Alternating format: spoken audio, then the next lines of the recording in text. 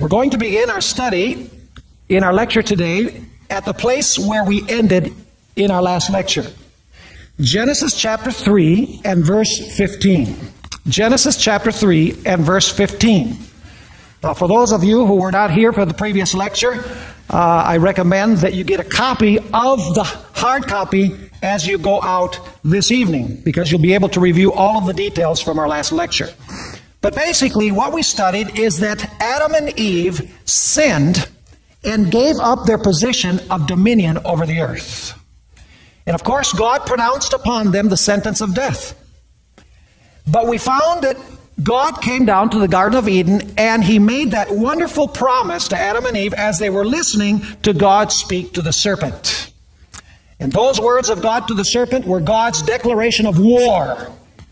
And they're found in Genesis chapter 3 and verse 15. God is speaking here to the serpent.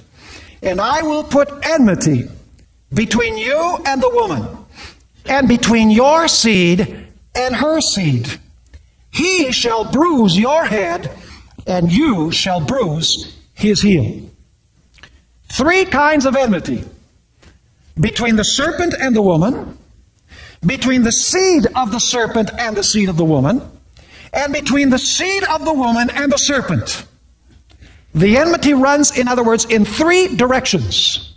But the real enmity is between the seed of the woman and the serpent.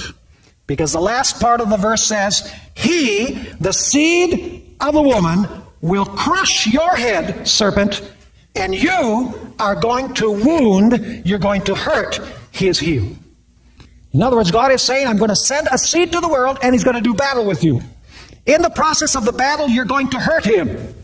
But by hurting him, his foot is going to come down on your head and is going to crush your head. He's going to eliminate you. He's going to destroy you. Now, when Satan heard those words,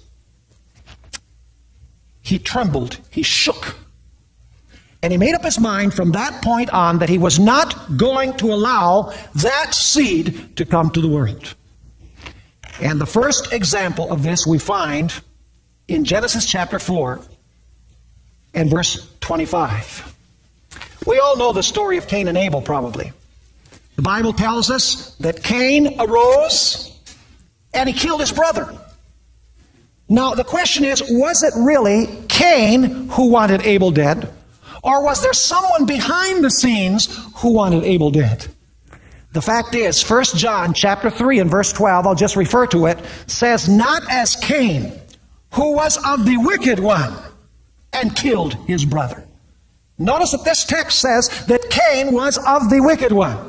In other words, Cain did not act alone. The wicked one was behind him, instigating him to kill Abel. Now the question is, why would Satan want Abel dead? Because God had promised in Genesis 3, verse 15, that he was going to send a seed to the world to do battle with him. And he was going to crush his head. And so the devil is thinking, maybe this Abel is the promised seed, or perhaps the promised seed is going to come from him. So I'm going to nip this in the bud. And so he influences Cain to kill his brother Abel. So when Abel dies, the devil says, mission accomplished. No more seed, because Cain is mine and Abel is dead. But in Genesis chapter 4 and verse 25, we find that God's plan was not frustrated. It says there, and Adam knew his wife again, and she bore a son and named him Seth. And then she explains why she called him Seth. Seth means substitute, or one who takes the place of. She says this, for God has appointed another seed for me instead of Abel, whom Cain killed. God has given me another seed. Notice that key word that we find in Genesis 3 verse 15. The seed will crush your head. The devil gets rid of Abel by using Cain, and God says, I will give Eve another seed. So God's plan was not thwarted. The devil's first method for trying to keep the seed from coming is by trying to directly kill the seed. And we find this clearly in the story of Cain and Abel. You'll notice that the same elements of Genesis 3:15 are found in the story of Cain and Abel. You have a woman, who is Eve. You have a serpent, because Cain is of the wicked one. You have two seeds, which is Cain and Abel. And you also have enmity between the two seeds. And so the first example of Genesis 3:15 is the story of Cain and Abel.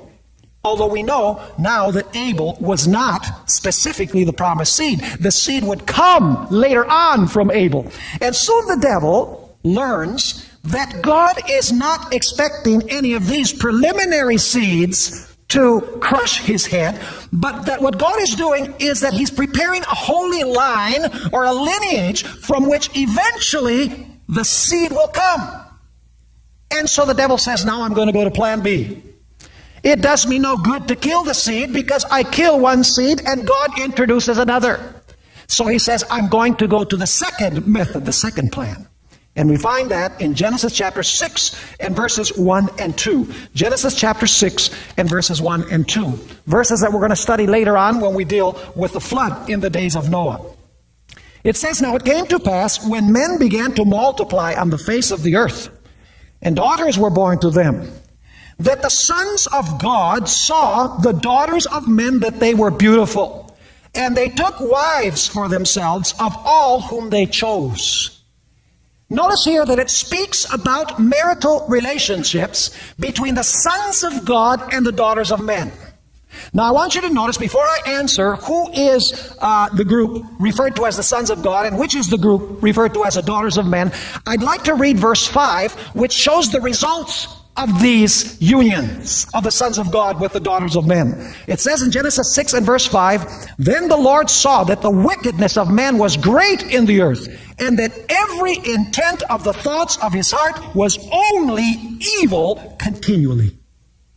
This evil came as a result of the relationship between the sons of God and the daughters of men. The sons of God going into the daughters of men, which is an expression in the Old Testament which means to have sexual relations with. In other words, the sons of God entered into marital relationships with the daughters of men. Now the question is, who are the sons of God and who are the daughters of men?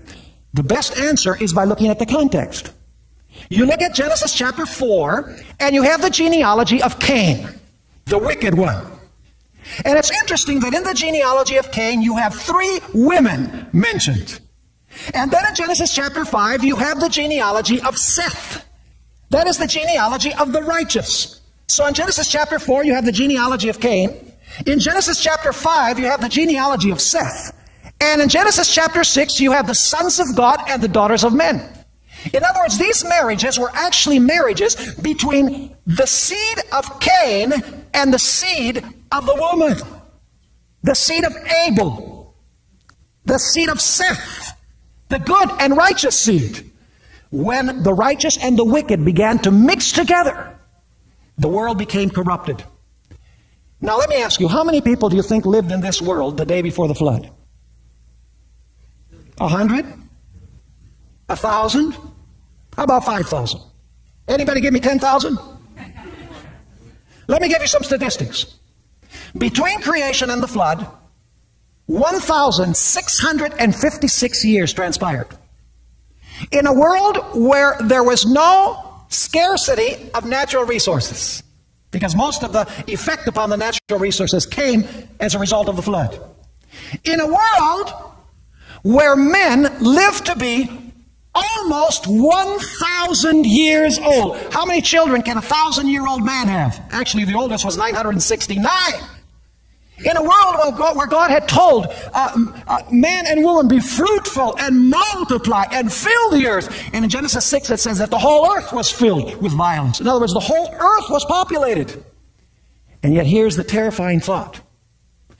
Of the millions of people that no doubt lived on planet Earth before the flood, only 8 remained faithful to God. And Genesis says that there was particularly one. Noah was righteous in the eyes of the Lord. What would have happened if God had allowed history to continue without the flood intervening? The human race would have become totally corrupted, and God would not have had anyone in a holy line through whom to bring the Messiah into the world. In other words, the devil was using two plans. Plan number one, try and kill the seed. Plan number two, try to intermingle and mix the two seeds so that the genealogy of the righteous would lose its identity, and if it lost its identity, there could be no promised seed coming from that lineage. Now, all throughout the Old Testament, we find the devil using these two methods. These are his primary methods in trying to keep the seed from coming. He uses Cain to kill Abel so that the seed can't come. He mixes the sons of God with the daughters of men to make the lineage disappear in its uniqueness so that the seed cannot come. Now, I'm going to take you through a tour of many stories in the Old Testament that we need to look at through the lenses of Genesis 3:15. You see, in Genesis 3:15, God is saying to Satan, I'm going to send you a seed, and your very existence is at stake. So do you think that the devil is going to make it priority number one to keep the seed from coming? Who's going to crush his head? Obviously, yes. So we need to read the Old Testament with enlightened eyes. We need to see in the background this controversy between Satan, who is trying to keep the seed from coming so his head won't be crushed, and God working to bring the seed into the world. I'd like to take you to the time after the flood. We're only going to study certain highlights. The time after the flood. Go with me to Genesis chapter 10 and verse 1. Genesis chapter 10 and verse 1. Now, we need to understand that Genesis chapter 10 is chronologically after Genesis chapter 11. In other words, God gives chapter 10 all of the nations of the earth, and then in chapter 11 he explains how those nations came to exist. Now, notice Genesis chapter 10 and verse 1.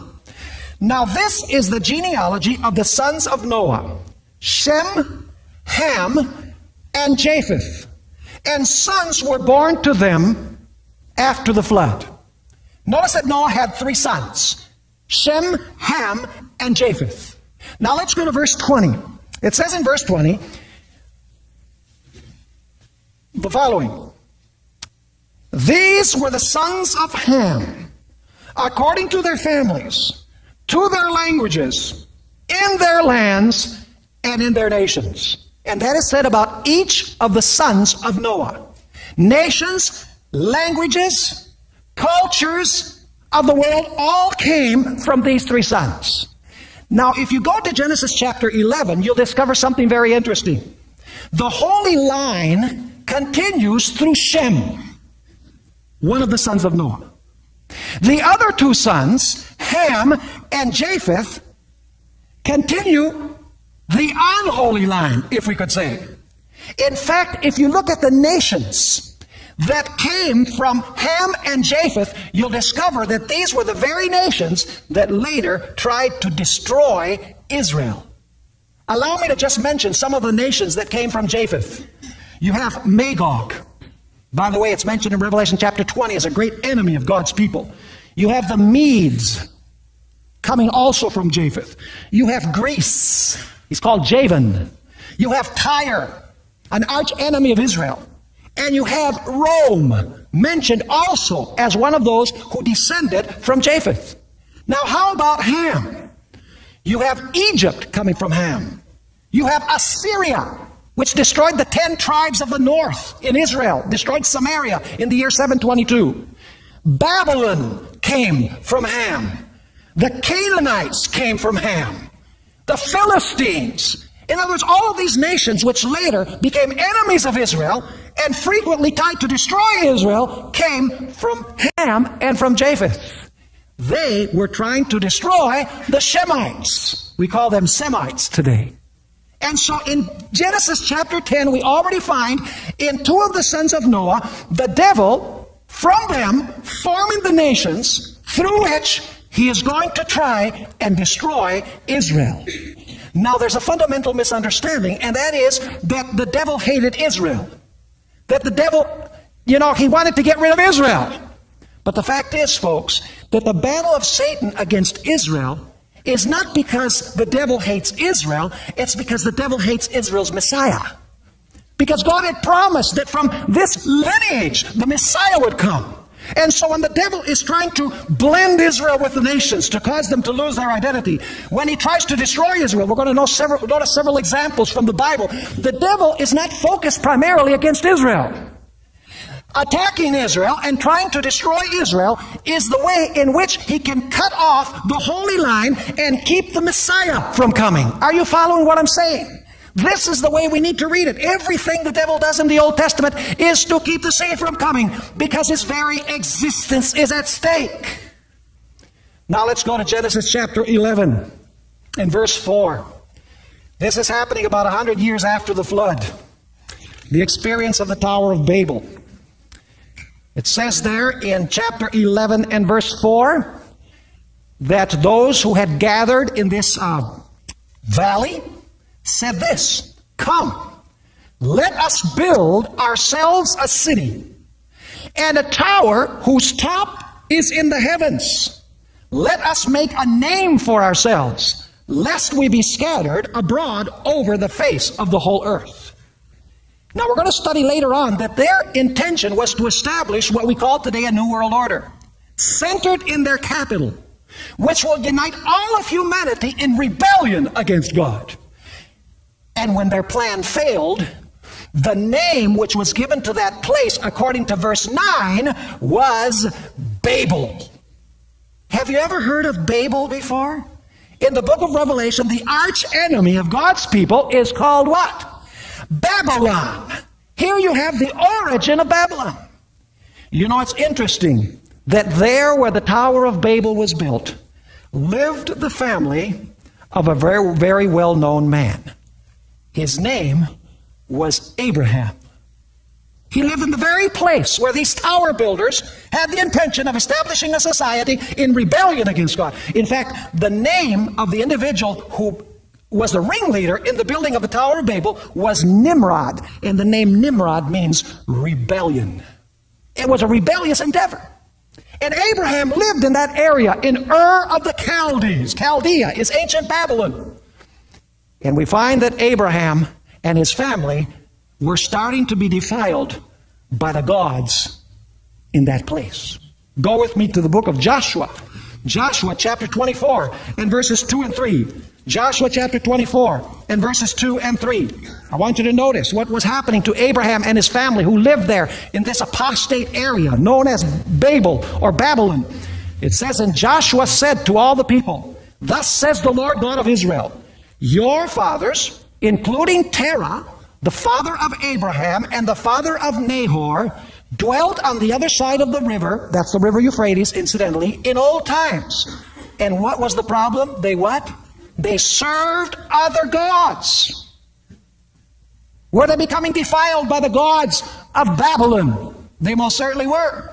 And it says in verse 3, "Then I took your father Abraham from the other side of the river," that is the river Euphrates, "led him throughout all the land of Canaan, and multiplied," it says here, his descendants. In the King James Version it says his seed, "and multiplied his seed, and gave him Isaac." What was the problem there in Babel, where they had planned to form a society in rebellion against God? The problem is that Abraham lived there, and it says that he and his family were serving other gods. But God had plans for Abraham. He could not fulfill his plans for Abraham there in Babel, in Ur. And so we're told here that God took Abraham out of the place where they were serving other gods to take him to the land of Canaan. And God had a special plan for Abraham. God had to take him away so that he would not become defiled with those nations. And eventually the holy seed which would come from Abraham would disappear. You see, God knew what the devil was trying to do, so he took Abraham out, because God had plans to do something very special with Abraham. Let's notice what it is. Genesis chapter 12 and verse 1. Genesis chapter 12 and verse 1. And then we'll jump down to verse 3. It says, "Now the Lord had said to Abram, Get out of your country." Notice, God says, get out of your country. Get out of Babylon. We're going to find in Revelation there's a call to come out of Babylon in the end time. Get out of your country, from your family, because his family was serving other gods, we noticed in Joshua, and from your father's house. Verse 3, "I will bless those who bless you, and I will curse him who curses you. And in you all the families of the earth shall be" what? All the families of the earth shall be blessed. What plans did God have with Abraham? He had plans that through Abraham, all of the nations of the earth would be blessed. But now listen to what I'm going to say. It wasn't Abraham who was going to bring the blessing. It was the seed of Abraham. Abraham was the instrument to bring the seed eventually into the world. Notice what we find there in Genesis chapter 22 and verse 18. Genesis chapter 22 and verse 18. We'll be studying Genesis 22 later on in our seminar. God says to Abraham this, "In your seed, all the nations of the earth shall be blessed because you have obeyed my voice." Notice that in Genesis chapter 12 and verse 3, God says, "In you, all the nations of the earth will be blessed." Here, he explains that it is in the seed of Abraham that all of the nations of the earth will be blessed. You see, God was planning to bring the blessing into the world through the seed of Abraham. Now go with me to Galatians chapter 3, and let's notice who that seed is. Galatians chapter 3, and we've read this verse before, verse 16. 3 verse 16. It says there, "Now to Abraham and his seed were the promises made. He does not say, and to seeds, as of many, but as of one, and to your seed, who is Christ." Who was the seed of Abraham through whom all of the nations of the earth were going to be blessed? It was Christ, according to the Apostle Paul. In other words, God called Abraham out of Babylon, out of Ur of the Chaldees, because he and his family were becoming defiled with the gods there. They were going to lose their identity. Satan was doing the same thing as he did before the flood, blending the two seeds. So God took him out to Canaan, and he says, "In your seed, all of the nations of the earth will be blessed." Now the devil knew that God had a special plan with Abraham. And he knew that God had promised Abraham that he was going to give him a seed. So now the devil says to Abraham, "It's been many, many years, and you don't have any seed. Your wife can't even have any children." And so the devil whispers in his ear, "Abraham, maybe there's a different plan that God is contemplating here. Maybe you need to have children in a different fashion." So the devil whispers in Sarah's ear, "Sarah, tell your husband to take the slave woman, Hagar, and perhaps the seed will come from Hagar." Notice what we find in Genesis chapter 16 and verse 2. Genesis chapter 16 and verse 2. It says there, "So Sarai said to Abram, 'See now, the Lord has restrained me from having children.'" She blames the Lord, but it wasn't the Lord. "Please go into my maid. Perhaps I shall obtain children by her." And Abram heeded the voice of Sarai. Do you think that was just the voice of Sarai? Absolutely not. Because you have Genesis 3:15 in the background. Everything the devil does, he does with the intention of keeping the seed from coming or destroying the seed. Now why is the birth of this child significant?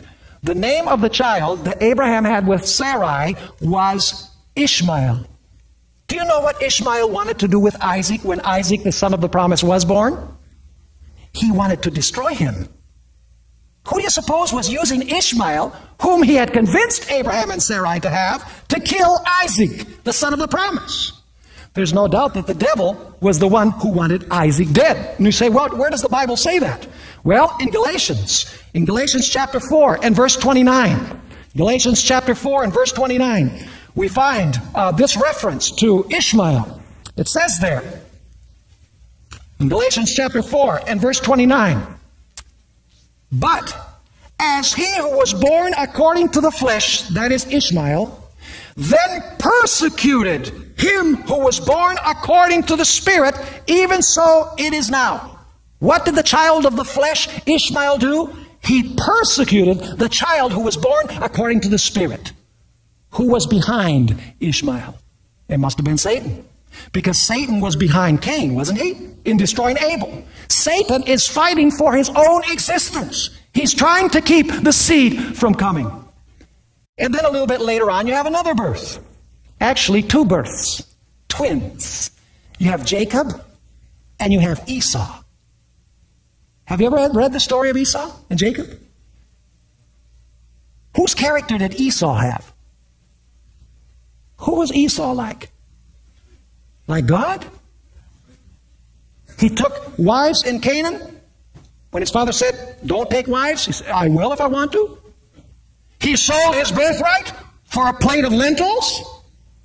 He didn't consider the fact that he who had the birthright would bring the Messiah into the world. Eventually he says, who cares when you're hungry? And so he sold that for a plate of lentils.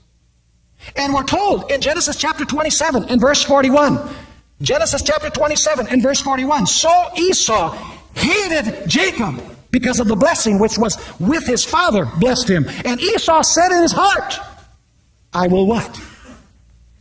I will kill my brother Jacob. Who do you suppose was behind the idea of using Esau to kill his brother Jacob? There's no doubt whatsoever that the devil knew that Jacob was going to play a very important role in the plan of salvation that God was developing. In fact, from the 12 sons of Jacob was going to come the promised seed, specifically from Judah. Now we move forward a little bit more to the days of Joseph. And in our lecture tomorrow, we're going to study a little bit more about this experience of Joseph because it's very, very interesting. It has much to do with what we're talking about this evening. I'm going to make a long story short. But Joseph suffered many injustices. Everything seemed to go wrong, and he was a good kid. He was sold as a slave to Egypt. Because he refused to commit adultery, he ended up in prison. Anyone would have thought, why should I even bother to serve God? Look what happens to those who serve God. But he knew that God had a plan.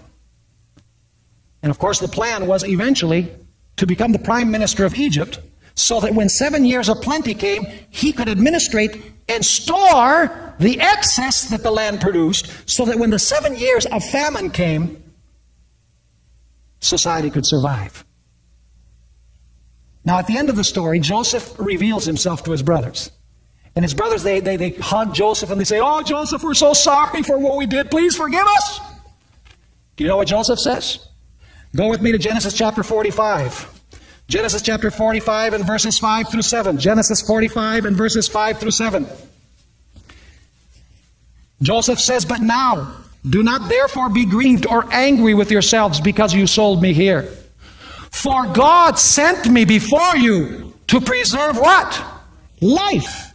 For these 2 years, the famine has been in the land. And there are still 5 years in which there will be neither plowing nor harvesting. And now notice verse 7. And God sent me before you to preserve a what? A posterity for you in the earth, and to save your lives by a great deliverance. Do you suppose that God knew that the devil was going to cause those 7 years of famine? What was the devil's intention? His intention was to starve Jacob and his family to death. But God, knowing it, sent Joseph beforehand down into Egypt to make provision, as it says here, to preserve the posterity. Other versions translate it to preserve the seed. Do you see what's going on here in the background? All of these events that are taking place are revealing a plot that is taking place beyond history, behind history. We only see external events. But when we know that God told the devil, the seed is going to come and he's going to crush your head, we know that the devil says, I can't let the seed come. And so through all of these circumstances and events, the devil is trying to keep the seed from coming. Now there's so much more that we could say. I'm not going to read all of the verses, but I'm going to give you the concept. Notice Genesis chapter 15, verses 13 and 14. Moving on a little bit further forward in history. Genesis chapter 15 and verses 13 and 14. Here God is giving a prophecy to Abraham. And it says there, then he said to Abram, know certainly that your descendants will be strangers in a land that is not theirs, and will serve them, and they will afflict them 400 years. And also the nation whom they serve I will judge. Afterwards they shall come out with great possessions. What is God saying? He's saying, your people are going to be taken down into a certain land. We know that that was Egypt. And at the end of 400 years, I am going to bring them out of the land of Egypt. And in other places he says, I'm going to take them to the land of Canaan. Now, isn't it interesting that God would promise to take Israel out of Egypt and to Canaan? Do you know that God had promised Abraham and his seed the land of Canaan? Many people today believe that the Jewish nation owns the land of Israel by divine right. But you know, as we study the Scripture, we discover that the reason why God gave Abraham the land of Canaan and his seed the land of Canaan is because God had plans for the Messiah to be born in that land. Was Jesus born in what was before the land of Canaan? He most certainly was. He was born in Bethlehem of Judea. That used to be Canaan. And so the devil, he heard that prophecy 400 years. After that, he's going to take them out. He's going to lead them to Canaan. Do you suppose the devil wanted them to go to Canaan, where the Messiah was going to be born? Absolutely not. So what did the devil do with Pharaoh? Was it easy for Israel to leave Egypt? It was a battle, a supernatural battle. In fact, do you know that in Ezekiel chapter 29, verse 3, Pharaoh is called the great dragon? Pharaoh is called the great dragon because he's the dragon's seed. And Pharaoh is going to do everything in his power to keep Israel from leaving Egypt. Who do you suppose didn't want Israel to leave Egypt? It wasn't Pharaoh alone. It was Satan, because Satan knew this prophecy. He knew that if Israel went to the land of Canaan, the promised seed was going to be born there, because he had seen God take Abraham out of Babel, out of Ur, to take him to the land of Canaan. The devil knew that there was something special which was going to happen in Canaan, and he was not going to allow Israel to leave to go to Canaan. Israel arrived at the borders of the promised land. They sent out spies. 10 of the spies came back with a bad report. There's giants there. We can't go in there. Who do you suppose was the one who instilled in them this idea that you can't go into the land of Canaan? You're not strong enough. Go back to Egypt. It wasn't God. It wasn't their idea. Whose idea was it? Who did not want them to go into the land of Canaan? Satan. And then 40 years later, they arrive at the borders of the promised land again, about to enter the land of Canaan.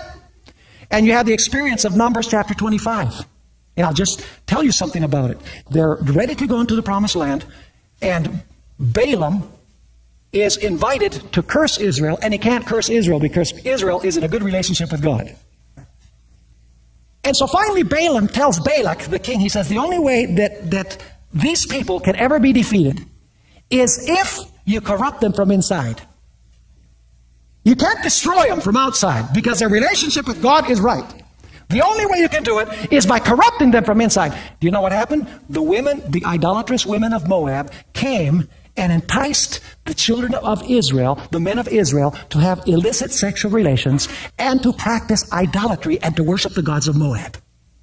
23,000 of the cream of Israel fell on the borders of the promised land because of the blending and the mixing of the two seeds.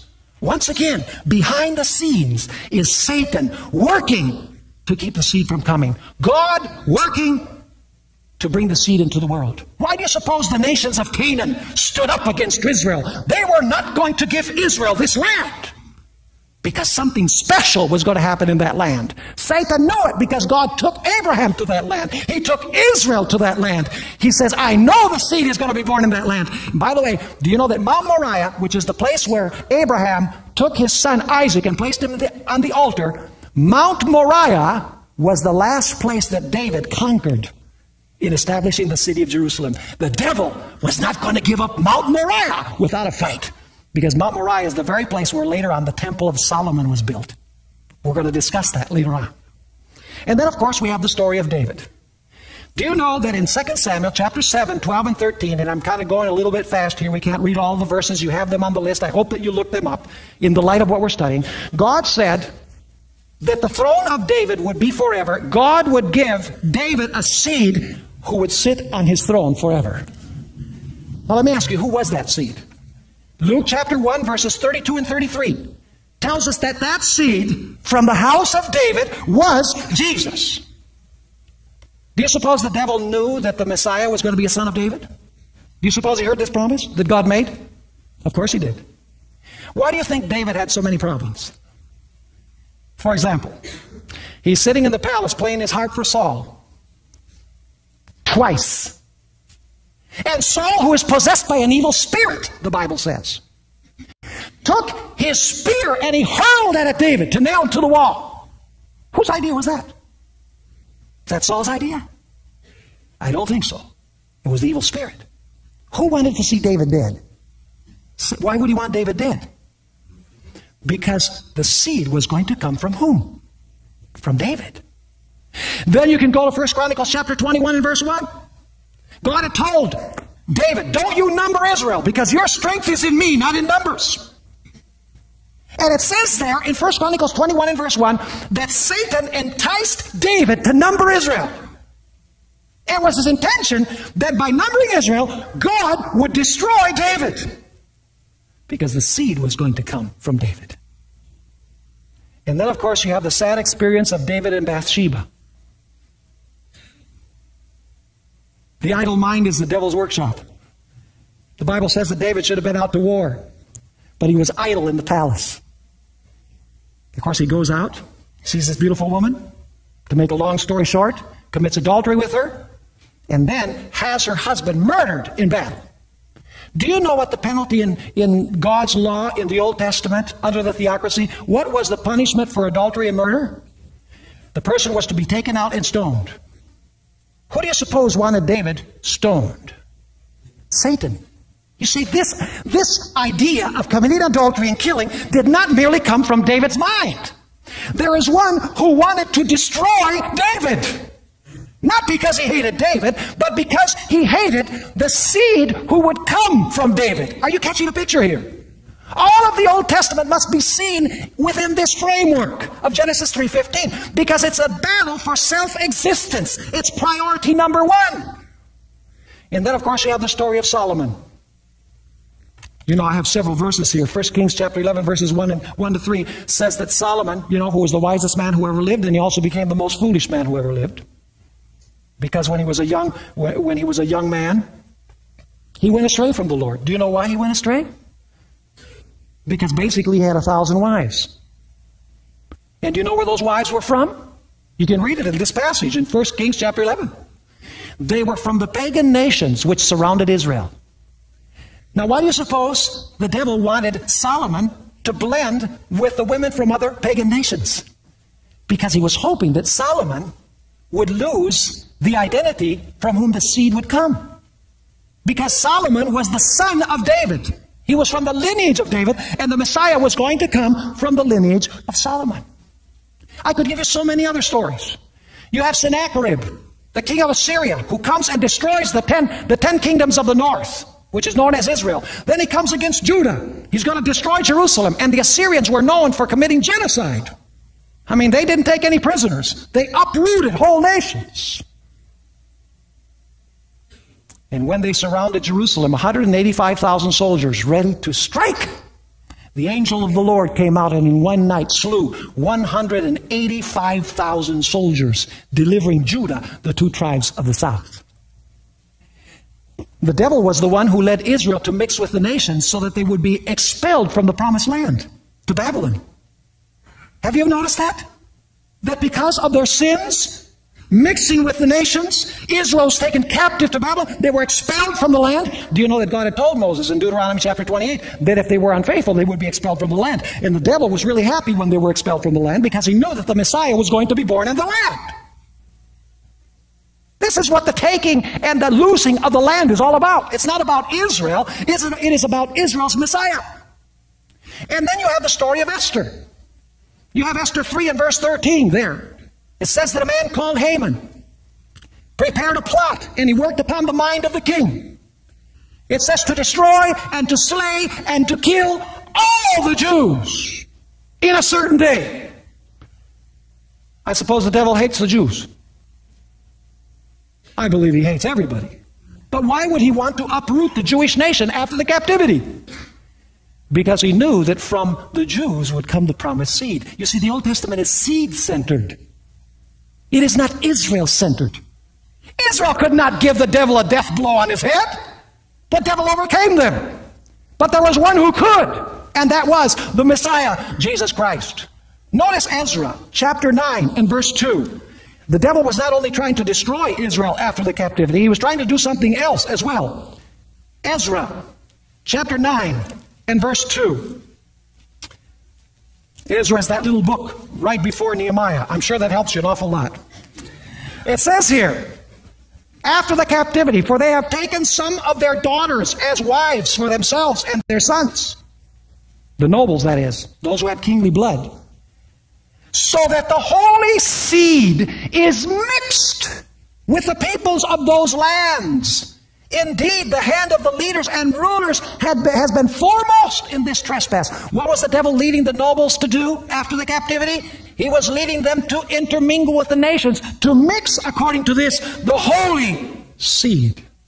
And so all throughout the Old Testament, Satan is working by trying to kill the seed, by trying to corrupt the seed, that is the lineage from whom the seed will come. The devil is trying to keep the prophecy of Genesis 3:15 from being fulfilled. But we find that in the fullness of time, God sent forth His Son, born of a woman. The devil was not able to keep Him from coming. When the moment came, the fullness of time came, God sent His Son to this world. And Matthew chapter 1 and verse 1 tells us that He was the seed of Abraham and He was the seed of David. By the way, don't you find it interesting that you have, in Genesis chapter 11, you have the genealogy from the days of Adam until the days of Noah. In Genesis, that's Genesis 5. In Genesis chapter 11, you have the genealogy from the times of Shem, the son of Noah, to the days of Abraham. And in Matthew chapter 1, you have the genealogy from the days of Abraham till the times of Christ. And after that genealogy, you don't have any more genealogies. In fact, the Apostle Paul says, don't get caught up in genealogies. They're not important anymore, because the purpose for the genealogies was to trace the holy line of the Messiah. And so Jesus was born, the seed of Abraham, the solitary seed, through whom all of the nations of the earth were going to be what? Were going to be blessed. Did the devil know that he had been born? Did the devil know where he was going to be born? Oh, yes. So the devil says, I wasn't able to keep him from coming. I wasn't able to destroy Israel. I wasn't able to intermingle Israel with the nations to lose their identity. He has come. So what does the devil do when Jesus is born? Go with me to Revelation chapter 12. Revelation chapter 12. And I want you to notice verse 3. Revelation chapter 12 and verse 3. It says here, and another sign appeared in heaven. Behold, a great fiery red dragon, having 7 heads and 10 horns, and 7 diadems on his heads. His tail drew 1/3 of the stars of heaven and threw them down to the earth. And now notice, and the dragon stood before the woman, who was ready to give birth, to devour her child as soon as it was born. Do you have the same elements here as Genesis 3:15? Do you have a woman? Sure. Do you have a seed of the woman? Sure. Do you have a dragon or a serpent? Yes. Do you have enmity? You most certainly do. This is the first fulfillment of Genesis 3 verse 15, where it says, He, the seed of the woman, will crush your head and you will bruise his heel. In other words, Jesus is born into the world and the devil tries to nip him in the bud, tries to destroy him. But we find in verse 5 that it tells us she bore a male child who was to rule all nations with a rod of iron, and her child was caught up to God and to His throne. So the child escaped the hands of Satan. In fact, Jesus came to this world and He lived a perfect life. The life that you and I should live. And when I receive Him, He gives me His life. He credits His life to my account. And then at the end of His life, He died. He died the death that I should die. He died for my sins. He never allowed Himself to be overcome by Satan. In other words, He fulfilled the promise of Genesis 3:15. He gave a death blow to the devil on his head. And then Jesus went back to heaven. Now the story doesn't end there. Because when Jesus ascends back to heaven, the devil says, now I have to take second best. I wasn't able to defeat the seed of the woman. And so now I'm going to go after the woman. And in Revelation chapter 12 and verse 13, if you go with me there, we find the devil persecuting the woman who brought the seed into the world. And by the way, we're going to find that the woman represents the church. The woman represents the church. In this case, the Old Testament church brought Jesus into the world. And then after Jesus ascends to the throne, the church continues and is persecuted by Satan. Notice Revelation chapter 12 and verse 13. It says here, "Now when the dragon saw that he had been cast to the earth, he persecuted the woman who gave birth to the male child." Does Genesis 3:15 say that there was going to be enmity between the serpent and the woman? Yes? Is that being described here in Revelation 12? Enmity between the serpent and the woman? Yes. Is that the primary enmity? No. The primary enmity is that the seed of the woman is going to crush the serpent's head. That's enmity number one. The enmity between the serpent and the woman is a secondary enmity. Do you notice that in Revelation chapter 12 you have that exact idea? Because it says that the child is born from the woman, the child defeats the serpent, and he's caught up to God into his throne. Then the devil says, I wasn't able to defeat him, so I'm going after whom? I'm going after the woman. And there you have the other type of enmity. I'm going to go against the church. And that's the reason why during the period of the Roman Empire you have these savage persecutions against the church, the body of Christ. During the Middle Ages you have a savage persecution also against God's faithful followers. Millions of them died in the period of the Middle Ages, because now the devil was not able to destroy the seed, Jesus, so he has to take second best, the seed's seed, if you please. Now let's go to Galatians chapter 3 very quickly, and then we'll go to our last verse, Revelation 12, verse 17. Galatians chapter 3 and verse 27. Galatians chapter 3 and verse 27. This is a very, very important verse, because it speaks about the seed's seed. You see, the only true seed is whom? Jesus. It doesn't say to seeds as of many, but to your seed, which is one, Christ. But now notice Galatians 3 verse 27. For as many of you as were baptized into Christ have what? Have put on Christ. And now notice verse 29. Very important verse. And if you are Christ's, how do we become Christ's? We just read it in verse 27. How do we become Christ's? We become Christ at baptism. And so it says, if you, therefore, if you are Christ's, then you are what? You are Abraham's seed and heirs according to the promise. So the question is, who is the seed of Abraham today? The seed of Abraham is Christ. But who else is the seed of Abraham? Those who have accepted Jesus Christ. Question, do you suppose the devil hates the church as much as he hates Christ? Of course, because the church is the body of Christ. So the final persecution is going to be against Abraham's seed, Abraham's spiritual seed, who have received Jesus as their Lord and Savior. Final verse, Revelation chapter 12 and verse 17, speaks about this final persecution. And the four elements of Genesis 3:15 are here. And the dragon was enraged with the woman. There you have the woman, the serpent. And he went to make war. There you have the enmity. With the rest of her offspring. Actually, it should say the remnant of her seed, who keep the commandments of God and have the testimony of Jesus Christ.